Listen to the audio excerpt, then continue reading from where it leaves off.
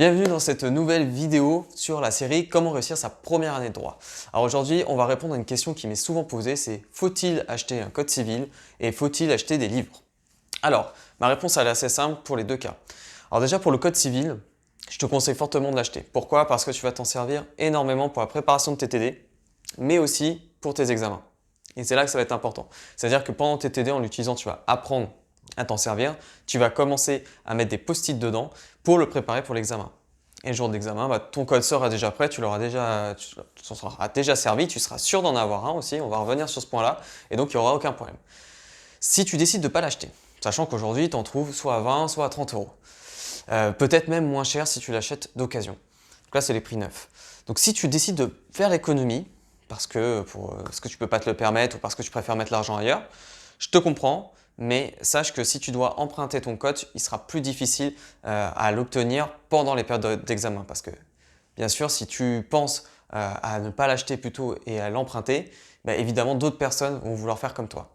Donc si jamais tu veux absolument le faire, même si ce n'est pas une bonne idée, de mon point de vue, sur le code civil en première année, hein, évidemment, il te servira d'ailleurs pour la suite, dans ce cas-là, effectivement, tu peux l'emprunter. Mais moi, je te conseillerais alors de plutôt privilégier le code LexisNexis, le bleu, tout simplement parce qu'il est beaucoup moins utilisé et donc il sera beaucoup moins emprunté. Et le nombre de codes entre les rouges et les bleus ne respecte pas la même proportion que celle de l'utilisation finalement des personnes. C'est-à-dire qu'il y aura plus de personnes qui vont emprunter par rapport au nombre de codes d'Allo qu'il y aura plutôt que ceux de LexisNexis. Moi personnellement, quand j'ai dû faire face à ce choix-là, en fait, au fur et à mesure, j'ai apprécié les codes LexisNexis plus que d'Allos. Mais bon, après ça, c'est une question peut-être de point de vue ou de goût, hein. Les deux codes se valent en général, au moins en tout cas pour le code civil. Donc ça c'est pour le code. Pour les livres, c'est un petit peu plus complexe parce qu'en fait, il va y avoir des livres dont tu vas te servir très souvent, qui sont vraiment presque incontournables dans certaines matières, et puis d'autres au contraire qui vont être là plus en complément et anecdotiques. Donc tu l'auras compris, l'idéal c'est d'acheter ceux qui sont essentiels parce qu'encore une fois, ils vont être tout le temps empruntés à la BU, donc tu les auras jamais. Ou alors ça sera très compliqué, il faudra t'organiser et franchement c'est vraiment compliqué. Mais par contre, si tu les as, alors là, c'est vraiment très simple. À la limite, ce qui pourrait se passer, c'est que si vous êtes un groupe de 2 ou 3 à travailler ensemble, ça serait que chacun se répartisse un peu les livres à acheter.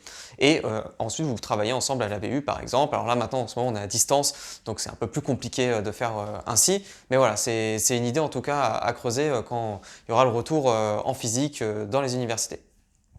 Par contre, pour les autres, on peut estimer que comme c'est très rare, c'est occasionnel, on peut plutôt parier sur l'emprunt parce que sinon ça reviendrait vraiment cher à acheter 4-5 livres par matière. Là, on arriverait à des sommes astronomiques. D'ailleurs, en parlant d'argent, voilà à peu près le budget moi, que je te conseillerais de provisionner. Ça ne veut pas dire de dépenser, mais au moins de prévoir en anticipation.